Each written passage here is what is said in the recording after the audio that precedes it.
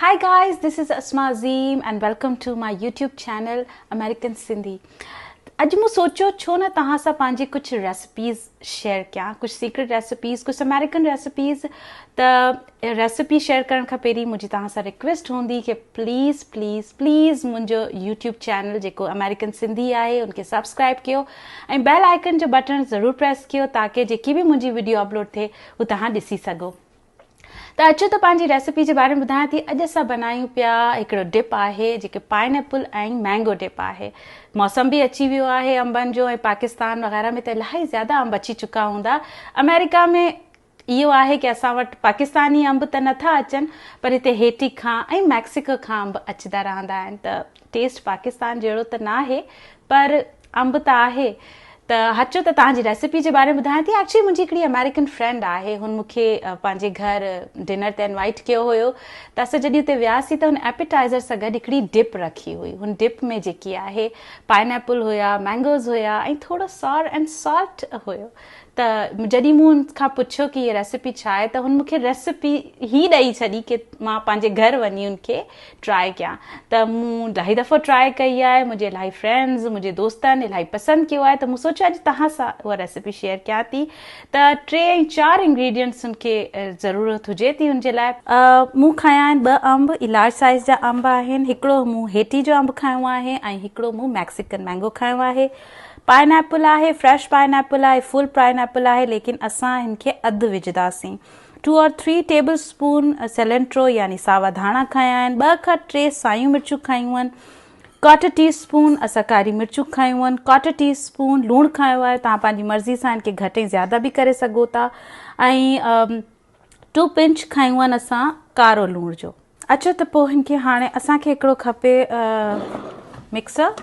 असां मिक्सर जार में विझंदासीं हाफ पाइनएप्पल,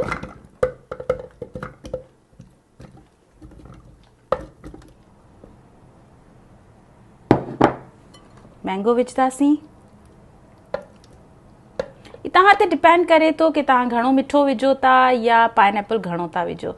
छोकी मुंहिंजा ॿार नंढा आहिनि, उन्हनि खे मिठो घणो वणे थो, त हिन करे हू जेको आहे मिठो खाइनि था। हुन सां गॾु गॾु तव्हां ते ई डिपेंड करे थो कि तव्हां हुन में केतिरी मिर्चूं विझो था। चाहो त वधाए सघो था, चाहो त घटाए बि सघो था। हीअ असांजी मिर्च आहे, लूणु, कारो लूणु, कारा मिर्च ऐं रेगुलर लूणु। ऐं हाणे असां हिनखे कयूं पिया ब्लेंड।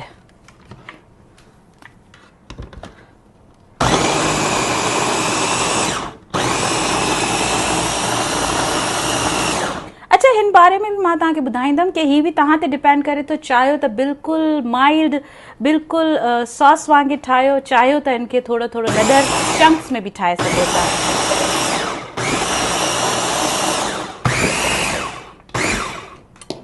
ऐं असांजी इहा सॉस या डिप तयारु आहे। हाणे हिनखे कयूं था डिश आउट। ऐं असां हिकिड़ी सुठी जहिड़ी डिश खई आहे ऐं हाणे हिनखे कयूं था डिश आउट।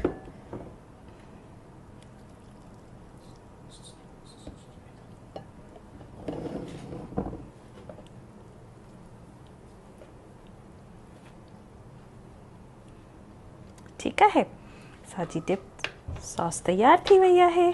ऐं हाणे हिन जे मथां असां मज़ेदारी सां सिलेंट्रो विझूं था। इहा असांजी अॼु जी डिश तयारु आहे। डिश त न चइबो, हिनखे डिप चइबो, पाइनएप्पल ऐंड मैंगो सॉस। त अचो त ट्राए करे ॾिसूं था छा हिन जो टेस्ट अचे पियो।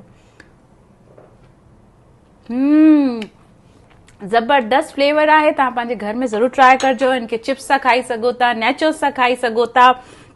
तव्हां हिनखे दाल चांवर सां इलाही मज़ेदार इंजॉय करे सघो था। मानी डॿ रोटी सां खाई सघो था। मूंखे त इलाही वणे पियो। त तव्हां हिनखे डू ट्राए ऐं मूंखे ज़रूरु ॿुधाइजो, लाइक करिजो। अगरि तव्हांखे पसंदि आई आहे इहा वीडियो, लाइक कयो ऐं कमेंट में ज़रूरु ॿुधाइजो तव्हांखे कीअं लॻे थी। मूंखे त इलाही पसंदि आई आहे।